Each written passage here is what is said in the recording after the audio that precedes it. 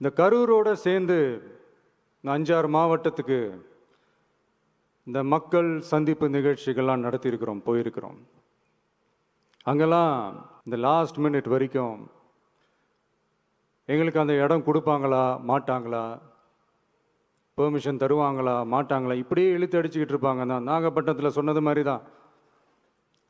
நாங்கள் ஒரு இடம் செலக்ட் பண்ணி கேட்போம், மக்கள் நல்லா ஸ்பேஷியஸாக நின்று பார்க்குற மாதிரி. பட் அவங்க அதையெல்லாம் ரிஜெக்ட் பண்ணிவிட்டு மக்கள் நெருக்கடியோடு நின்று பார்க்குற மாதிரி ஒரு இடத்த செலக்ட் பண்ணி எங்களுக்கு கொடுப்பாங்க. இது வந்து டிஃபால்ட்டாக எல்லா இடத்துலையும் இந்த ஒரு ஆர்கியூமெண்ட் நடந்துகிட்ருக்கோன்னு வைங்க.